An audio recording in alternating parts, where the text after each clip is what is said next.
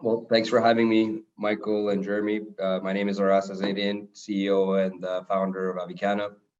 We started this company 2017 really to address the potential of cannabinoid-based medicine in a more standardized and evidence-based way. My background prior to that was management consulting, mainly working in the biopharmaceutical side here in Toronto, a little bit in New York. And that's where I really saw the opportunity emerging in terms of cannabis, but wanted to tackle it from a biotech, biopharma pathway.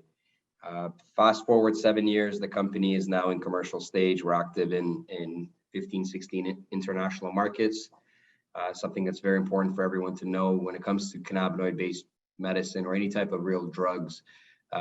United Nations Convention on Narcotics doesn't really permit export at a recreational level. However, you can operate within a medical research and clinical level. And that's why we believe the pharmaceutical and the medical applications of plant-based medicine, in this specific case, cannabinoids, is substantially a larger market opportunity than anything related to the recreational side. And today our focus is really on medical and pharmaceutical applications. We are commercial on the medical side. We are nearing commercialization on the pharmaceutical side as well. And we have a fairly extensive pipeline of drugs that I can touch on. In terms of highlights, again, global, we're active across 4 different continents to what is now 16 international markets.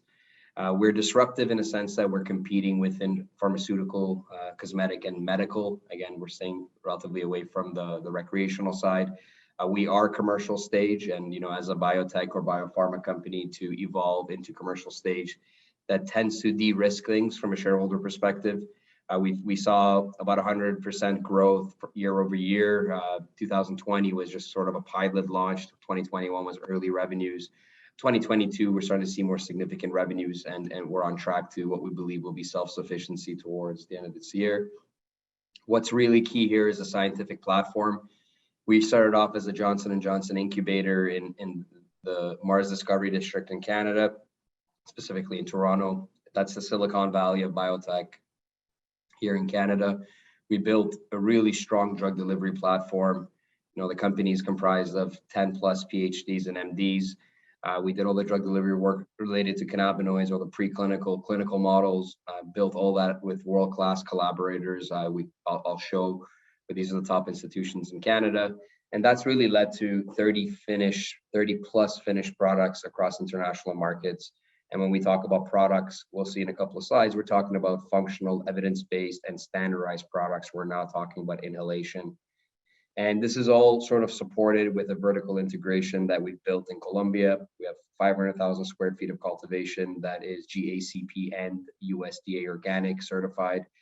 We cultivate a range of cannabinoids, CBD, CBG, THC, and we're producing that for our own input materials as in drugs, but we're also utilizing that to sell to our pharmaceutical partners around the world. So the industry-leading scientific platform, I strongly stand behind. This is really what differentiates Avicanna. It's the evidence, it's the science that goes into the products. We've been able to collaborate, with the largest academic institutions. That's led to a lot of grants. So over the last 2 years, we've had about 7 grants that have been issued from various Canadian institutions and governmental bodies. And these are predominantly done through our academic partners. And these grants help us generate more data, generate more intellectual property.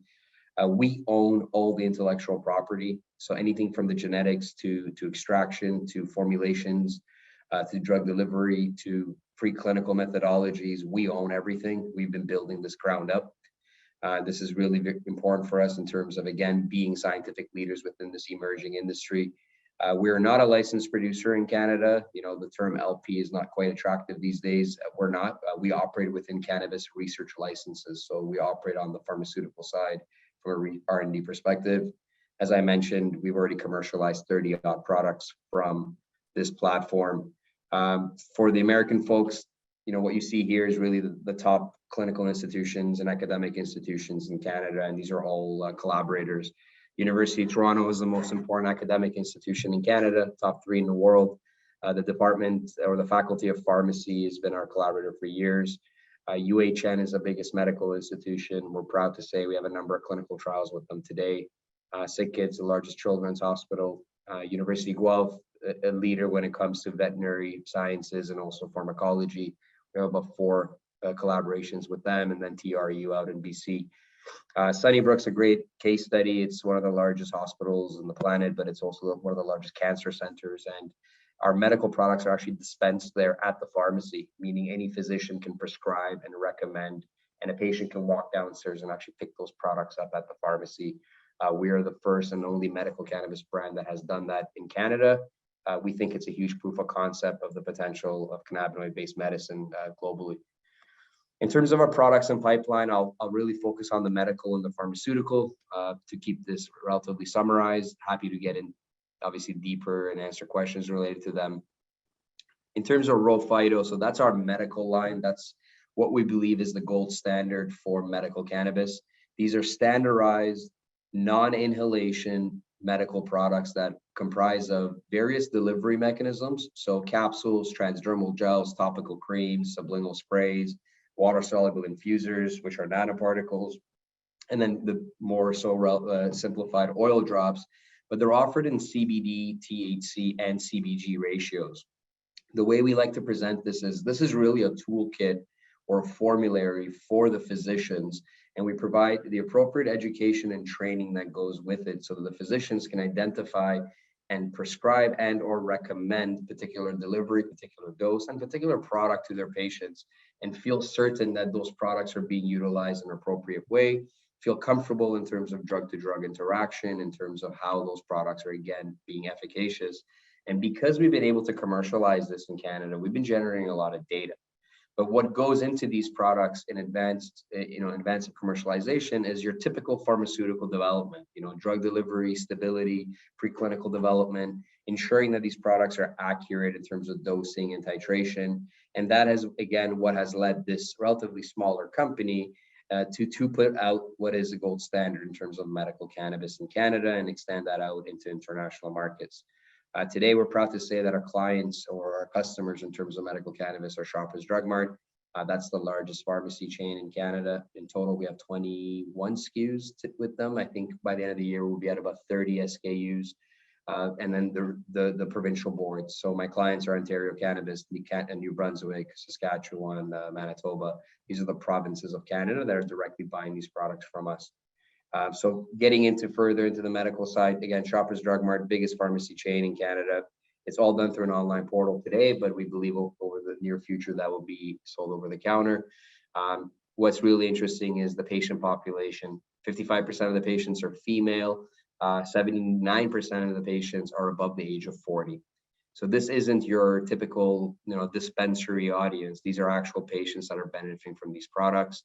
And then likewise on the Sunnybrook or UHN portals in which we're dealing with actual patients that are inbound within the hospitals. Moving on to our pharmaceutical pipeline, again, we take the learnings from medical cannabis, the data, the learnings, and that's really helped us, commercialize particular pharmaceutical products, but also build and advance our pharmaceutical pipeline. In North America, we go through the traditional FDA Health Canada pathway, but again, the data and the revenue we've generated is setting the stage for those protocols and to optimize those protocols. So as we do proceed into phase 2 clinical trials of some of our drug candidates, we're going to go in there with fairly optimized protocols and fairly higher, I would say, probability of success because of the experience we've had in the marketplace. In South America, there's a different opportunity. So we leverage off of our vertical integration to produce these products at a much more standardized, but much more lower cost way. And we're currently in the process of commercializing what would be an epilepsy treatment in Brazil. We expect to attain our first drug approval this year. So I'm very excited about that as well. This is the product. This is a 10% CBD formulation. It's a microemulsion, orange flavored, that has gone through GMP pharmaceutical methodologies, ICH levels of stability, and it has a full technological dossier. This product has already been submitted to Colombia, Ecuador, Argentina, and Brazil for drug approvals. Again, we expect to have at least 3 of those this year, which is really exciting because we're seeing our pharmaceutical pipeline also reach fruition. What's been our challenge, of course, has been our association to cannabis. It's been the guilty by association to say, or the baby out with the bathwater, because even though we're addressing medical needs and we're essentially disrupting a lot of a lot of clinical pathologies and potential products across medical pharmaceutical applications, the association to our active ingredients being cannabinoids has essentially had a negative effect on our valuation.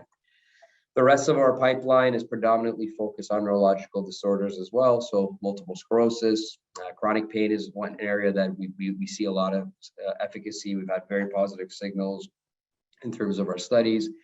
Post-COVID, anxiety and depression is a huge market.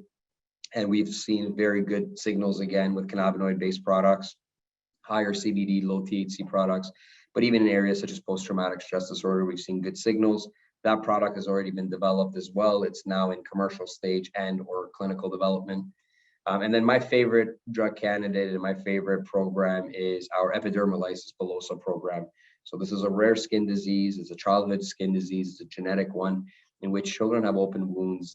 They're often referred to as butterfly children. It's very tragic. We've developed a topical with some of the top clinicians in the world associated to this disease. We're currently in an observational trial with Sick Kids Hospital. That study will end the end of this year. And then from there on, we expect to proceed into a phase 2. So this would be an orphan disease or a rare disease. And it's a product that we think will be our first Health Canada or FDA approved drug if everything goes well in the later stages of clinical trials. We also have another product that does very well in the market already, and we are taking through clinical development, which is a transdermal gel osteoarthritis designed for osteoarthritis or fibromyalgia or really any local inflammatory pain. Products doing very well in the market again, and we are in the process of taking through clinical development. The two products that are still in development in terms of R&D and drug work, one of them is a neuropathic pain, which is a sustained release tablet. And then another one is an epilepsy seizure control product that is a synergistic ratio that we've identified through preclinical studies for the control of seizures. We filed a patent for that, and we're very excited about the potential of this as a novel drug for, again, epilepsy and seizure control, specifically sudden death related to seizure. Corporate highlights, the company is very tightly held. We've been relatively tight in terms of our growth. Most of our larger capital raises were done at much higher valuations. We are on the senior exchange of the TSX. We were listed on the senior exchange as a pharmaceutical issuer. We're technically not a cannabis company. We have, however, commercialized. So as you can see, during 2021, we really started scaling up our revenues. We do believe during 2022, we're going to, somewhere between double or triple our revenues again. And that's predominantly driven through finished product sales. So again, these are proprietary, evidence-based, and substantially entry barrier products that we're bringing into the market. And this, again, is going to take the company into what we believe is self-sufficiency.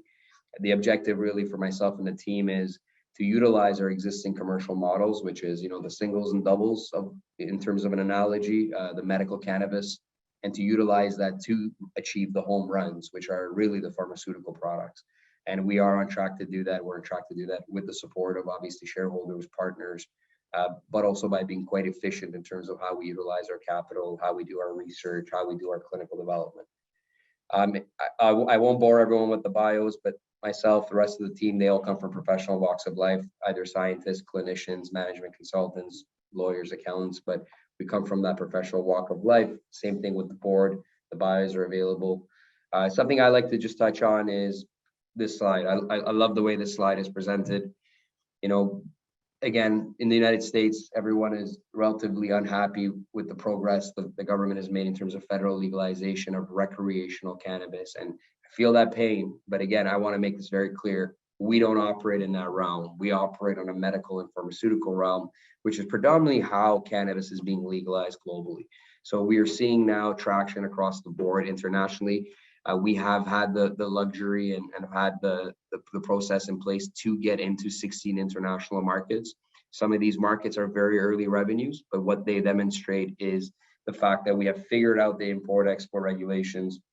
We figure out how to navigate within that realm. And these are just the early steps. We're at year 5, 6, 7 of this industry. And I believe Avicanna is very well positioned through its intellectual property, through its distribution channels, and through its vertical integration to really be able to supply the global marketplace with standardized cannabis-based medicine, and hopefully in the near future to expand beyond cannabinoids to other plant-based medicine.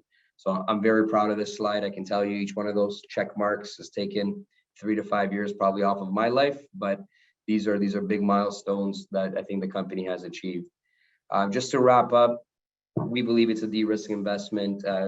We've been able to commercialize, which at a biotech pharma level does have that de-risk nature to it. We've achieved a lot of regulatory, commercial, and credibility milestones. 2 days ago, we announced that formulations we developed in partnership with an NBA veteran, Al Harrington, under the brand Replay, is now endorsed and is an official partner of the NBA Players Association. We have the logo on the back of our packaging, and this is the first time in Major Leagues Players Association has really supported a CBD product line. And I believe the evidence we brought, or the science we brought into that picture, had a substantial effect. We are diversified in the sense that we operate within medical and pharma, skincare, dermatology, but we're doing this across a number of different international markets.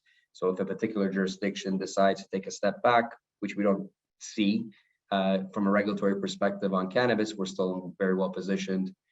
Our management team's been here from the beginning. We built this thing ground up. You know, our senior team has really been there from the beginning, have understood how to navigate, have, you know, survived the burst of the bubble and continue to execute. We own all the IP, so we are an intellectual property powerhouse. And then again, we're disruptive in a sense that we're competing within pain, sleep, neurology, dermatology. We're not competing within the cannabis sort of ring. And then world-class partnerships. Now I'm glad that I can announce the NBA Players Association, but from J&J to the largest pharmacy chain, Shoppers Drug Mart, to all of our academic and clinical institutions. And then finally, in today's world where supply chain's a nightmare, we're very glad to be able to control our own input materials and our raw materials. So I think this paints a fairly good summary, at least, of Avicanna, but I can open it up to questions, Michael and Jeremy, if you think that makes sense. Sure. All right. So first question is which of the 16 country markets seems to be the most promising? Canada. You know, today, Canada, I would say in the short term is where my general focus is. It's a $5 billion market today, federally.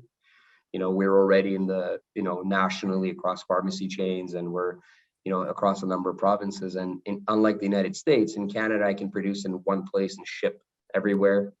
$5 billion market. The fact that no one's making money, I don't think the problem is the market. I think the problem are the operators, and I believe we can address that. So very excited in the short term in terms of that market opportunity related to Canada. What would you say? I would say midterm, Brazil. Okay. We're about to register drugs. They're very excited about Brazil, and then of course long term the United States. What's the you say it's the operators. What's the biggest flaw that most operators are making? And why are you guys much better positioned to not make those same mistakes?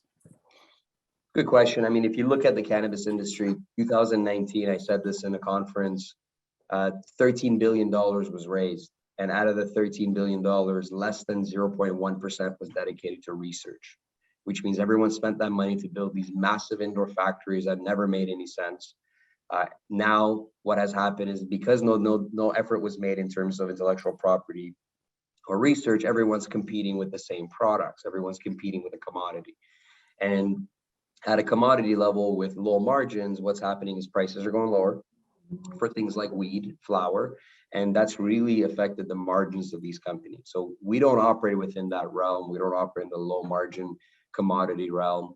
A lot of these companies were leveraging off of the hype in terms of the capital markets. Many of these CEOs were not operators. They were stock promoters. And, you know, I think that era is now gone. And this is an era where people need to actually build real businesses ground up. And I just don't think many of the companies that were out there were designed for that. Many of the bigger companies have then hired CPG executives that have come in, and I don't think they understand the nuances or the regulatory red tape that's associated to cannabinoid product.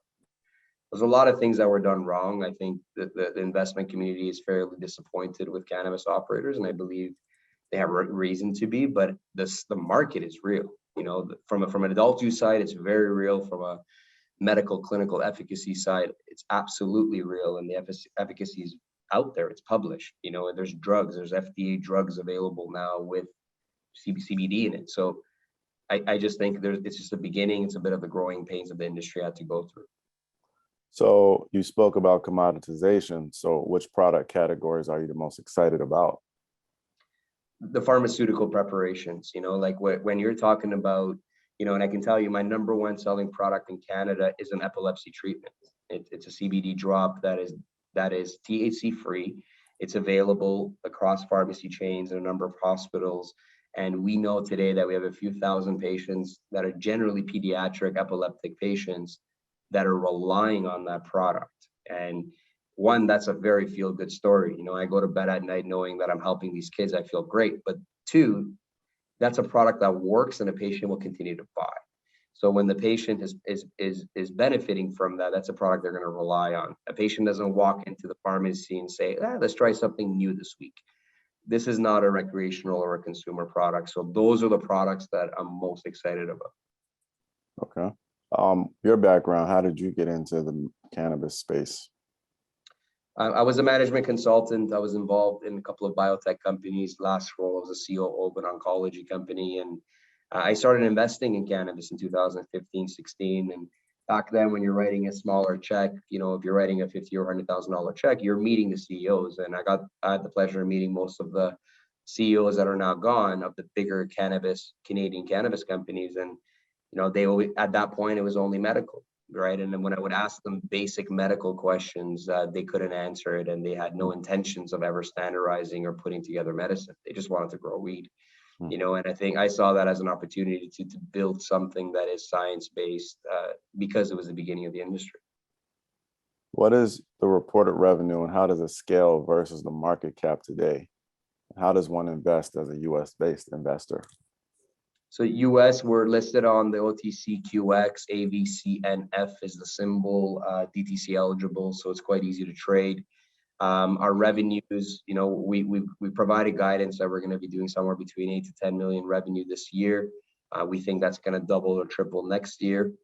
So we're certainly on track. And our market cap is around, I think, 17 or 18 million dollars Canadian today. So certainly a good opportunity to enter. When we went public, originally it was an $8 stock. Now it's a 35-cent or a 30-cent stock on the Canadian exchange. So, and this is a much more advanced commercially, intellectual property wise company than the $8 stock. So I believe it's a good entrance level. Okay. How can people contact you? So info@avicanna.com or on LinkedIn, easy to find through you guys, easy to find. I'm happy to get into conversations and answer more questions. Okay. Also, with your slides, are they going to be available for everybody? Yeah, so I think we can make them available on the Flya platform. Jeremy, Right. You can help me with that. It's Yep. available on our website, avicannainc.com. Again, all of that's there, and we always put out news. There's a newsletter people can sign up for as well. We're putting out articles and news all the time. Okay. So cannabis has been beat down a little bit, as you stated. Is the recession, is that like how are these macroeconomic factors, how do they affect this market? I think cannabis, has been beat up due to the fact that it was originally a bit of a bubble, and I think that burst. And then after that, it was the pandemic. And then after that, it's a recession. So it's been a downward trend in terms of the market. But what you're seeing is strong growth in terms of revenue. So while, the market external or exogenous factors have not been necessarily the best, we saw during the pandemic, cannabis become an essential service. So you could only go to grocery stores, pharmacies, or dispensaries in Canada during the pandemic when going to visit my mother was technically illegal. So I think cannabis has definitely demonstrated its position or its need. And unlike everything else in the market, that has gone up in terms of price due to inflation, cannabis prices have been adjusting and commodifying to some sense. But I do believe that's going to now turn around. I think we'll see a little bit of price improvement as things at least progress or at least stabilize. But there's definitely room for cannabis, both at a medical level, which will be more, in my opinion, global or international. And then at a recreational level, I think it's going to be a much more local play, considering you can't cross international borders. So we have another question in the chat, which is, do you have any research coverage? What is the strategy in the US? That's a great question. We were covered by Raymond James in Canada. They haven't put out anything in the last couple of months, but we're covered by them.